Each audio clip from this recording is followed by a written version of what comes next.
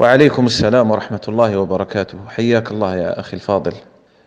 تعليقي على هذا المقطع الذي أظهر الدكتور فركوس وهو يجالس بعض المخالفين الواضحين، هو أني أذكر الناس وأنبه الغافل إلى أمر مهم، وهو أن هذا المقطع وما حواه من هذه الحقيقة هو ليس بالأمر الجديد، ولم يستغربه العقلاء، لأن لديهم عشرات الوثائق التي تثبت هذه الحقيقة. فالحمد لله أننا لم ننزل إلى الحضيض، ولم نعتمد على مثل هذه الأخطاء في إسقاط هؤلاء الذين أسقطوا أنفسهم بأنفسهم، وأسقطهم أتباعهم قبل أن يسقطهم خصومهم. قلت الدكتور فركوس في مجالسته لهؤلاء المنحرفين الواضحين هو بين أمرين لا ثالث لهما: إما أن يقول أنني جالستهم بحثا عن الترقيات وبحثا عن المال والامتيازات في الجامعة، فهذا أولا لا أظنه يجيب بهذا، ولا أظن عاقلا أو حتى مجنونا من أتباعه يقبل هذا العذر، لأننا سنقول له: بأي حق تجالس أهل البدع والمنحرفين من أجل الدنيا ومن أجل حطامها؟ بقي له جواب واحد فقط، وهو أن يقول أن مجالستي لهؤلاء ومناقشتي للطالب يندرج تحت المهام والوظائف الدعوية، فيقال له حينها: أقمتم الدنيا من أجل هذه المسائل، أنتم لم تقيموا الدنيا من أجل مسائل فقهية أو عقدية، بل ذكرتم ونشرتم وأكدتم هذه المسائل المتعلقة بالولاء والبراء، المتعلقة بالتعامل والعلاقة مع أهل البدع والمخالفين وغير الواضحين. فإذا كان الجلوس مع المخالفين يجوز لمصلحة الدعوة، فلماذا أنكرتم على مشايخ الإصلاح ما أنكرتموه في هذه الفتنة؟ يعني طيب، إذا جاز لك أنت الآن يا دكتور أن تجالس هذا المخالف الذي لا أظنك تجرؤ وتدافع عنه لما ظهر منه من مخالفة واضحة، فإذا جاز لك أن تجالسه من أجل الدعوة، فلماذا حرمت ذلك على غيرك وبنيت تلك الفتاوى وتلك التوجيهات على أشياء توهمتها أنت ومن معك؟ لنفرض أن مشايخ الإصلاح جالسوا بعض المخالفين، لماذا يا دكتور فركوس ولماذا أيها المخدوع يجوز لكم ما لا يجوز لغيركم؟ قلت: إذا كان الدكتور فركوس جالس هؤلاء في هذا المجلس من أجل الدنيا ومن أجل الوظيفة، نقول: بأي دين وبأي حق أجزتم لأنفسكم أن تجالسوا المخالفين من أجل دنيا وحطامها؟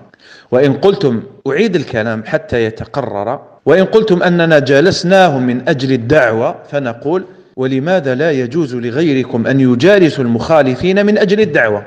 أجيبونا بارك الله فيكم. وأمر آخر نقول: العقلاء وكل من أخرج هذا المقطع، وأنا لا أعرف من أخرجه، ذكروا هذه الأشياء على سبيل الإلزام. الآن لا يصح أنه يأتي الآن واحد من المخدوعين ويخرج لك ربما فيديو أو مقطع أو إعلان يظهر أحد المشايخ أنهم جالسوا هذا المخالف في الجامعة أو ناقش. أقول لكم لماذا؟ لأن هؤلاء المشايخ وصفوا بالاحتواء والتمييع، فالآن إذا خرجت لهم أمر متعلق بنفس الموضوع الذي تكلم فيه في شيخك، فهذا أقول لك هذا تحصيل حاصل. أنت الآن تقول لي هذا مميع واحتواء وكذا، خلاص، وش الفائدة الآن المرجوة، وش الفائدة الجديدة الآن من هذا الكلام ومن هذا الدليل الذي تخرجه الآن وتقول حتى شيخكم جالس هذا المخالف أو هذا المنحرف؟ احنا لم نذكر هذا ابتداء. لو كانوا مشايخ الإصلاح وطلبة العلم هم أول من تكلم في شيوخ التفريق، التم تقول لي: يا أخي أنتم كذلك فعلتم وفعلتم. احنا ابتداء ومشايخ الإصلاح لم يتكلموا بشيء، هم ظلموا في هذه الفتنة، وكلامهم كان كلام من أجاب عن التهم التي وجهت إليه. فأنا أقول لك الآن أيها الصلب في دعوتك والمتميز في منهجك، أنت الآن تدعي البراءة من أهل البدع. أنت تكلمت فيا وتكلمت في منهجي واتهمتني بصحبة أهل البدع، أنا قلت لك لا أنت كذلك، انظر، أنت تجالس المخالف وتثني عليه وتحقق كتبه، فوين الفرق؟ فأنا أول من ألزمك بما تدعيه في العام أمام الناس، لأنني أعرف حقيقتك. فمن الجهل ومن الحمق أنك تعاود تجاوبني بنفس الجواب وتقول لي أنت كذلك. لا، أنا أقول لك أنا في نظرك احتوائي ومميع وحزبي وكذا. فالآن لما تقول لي راك أثنيت على فلان أو جالست فلان، فهذا تحصيل حاصل كما قلت، وأنا أول من ألزمك. فما مستحيل أنك الآن دوك تعاود لي نفس الجواب وتثير شبهة أخرى أنك أنت كذلك جالست هذا المنحرف، لأن الجواب يتعين عليك أنت، لأنك أنت من ادعيت وأظهرت هذا المنهج المصطنع، فألزمتك بلازم قولك وبلازم منهجك. أنت تقول رفعت شعار التميز، طيب لماذا أجبني، لماذا جالست الآن هذا المنحرف المتفق على انحرافه؟ فهونوا على أنفسكم وركزوا قليلا قبل أن تتكلموا. فشيوخكم جالسوا أهل البدع وحققوا كتبهم وأثنوا عليهم وباعوا كتبهم كذلك، فينبغي أن تجيبوا عن هذه الإشكالات. أما قضية الإلزام فالملزم هو المتهم، سبقكم هذا المتهم إلى الإلزام. فمن العبث الآن ومن اللعب بالعقول أنكم الآن تجيبون مثل هذه الأجوبة التي تنبئ عن ضعفكم وسوء فهمكم لهذه المسائل. والله المستعان.